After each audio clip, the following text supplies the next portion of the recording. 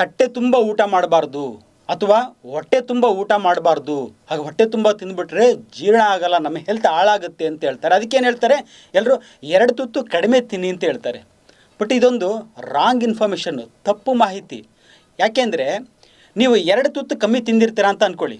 So ನಿಮ್ಮ ತಲೆಯಲ್ಲಿ ಇರ್ತದೆ ಅಂದರೆ ನಾನು ಸ್ವಲ್ಪ ಕಡಿಮೆ ತಿಂದಿದ್ದೀನಿ ಅಂತಕ್ಕಂಥದ್ದು ನಮ್ಮ ಮೈಂಡಲ್ಲಿ ಓಡ್ತಾ ಇರುತ್ತೆ. ಇದರಿಂದ ನಮ್ಮ ದೇಹದಲ್ಲಿ ಎನ್ಸೈಮ್ಸ್ ಉತ್ಪತ್ತಿ ಆಗುತ್ತೆ. ಊಟನ ನೆನೆಸ್ಕೊತಾ ಇರ್ತೀರ, ನಾನು ಸ್ವಲ್ಪ ಕಡಿಮೆ ತಿಂದಿನಿ ಅಂತೇಳಿ ಎನ್ಸೈಮ್ಸ್ ಉತ್ಪತ್ತಿ ಆಗುತ್ತೆ. ಎನ್ಸೈಮ್ಸ್ ಉತ್ಪತ್ತಿ ಆಗೋದ್ರಿಂದ ಮತ್ತೆ ಪದೇ ಪದೇ ನಿಮಗೆ ಸ್ವಲ್ಪ ಹೊತ್ತಿನಲ್ಲೇ ಮತ್ತೆ ಹಸಿವಾಗಲಿಕ್ಕೆ ಸ್ಟಾರ್ಟ್ ಆಗುತ್ತೆ. ಹಾಗೆ ನನ್ನ ಅಡ್ವೈಸ್ ಏನಂತಂದರೆ, ಊಟ ಮಾಡ್ತೀರಾ, ಹೊಟ್ಟೆ ತುಂಬ, ತಟ್ಟೆ ತುಂಬ ಅಥವಾ ಹೊಟ್ಟೆ ತುಂಬ ಚೆನ್ನಾಗಿ ಊಟ ಮಾಡಿ.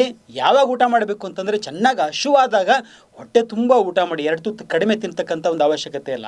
ಸೊ ನೆಕ್ಸ್ಟ್ ಹೊಟ್ಟೆ ತುಂಬ ಊಟ ಮಾಡಾದ್ಮೇಲೆ ಮತ್ತೆ ಊಟದ ಬಗ್ಗೆ ವಿಚಾರ ಮಾಡಿಬಿಡಿ. ಕಂಪ್ಲೀಟಾಗಿ ಊಟ ಅಂತಕ್ಕಂಥದ್ದನ್ನ ಮರ್ತು ಬಿಡಬೇಕು. ಎಲ್ಲಿವರೆಗೂ ಅಂದರೆ ನೆಕ್ಸ್ಟ್ ಮತ್ತೆ ಚೆನ್ನಾಗಿ ಹೊಟ್ಟೆ ಹಸಿವಾಗೋ ತನಕ.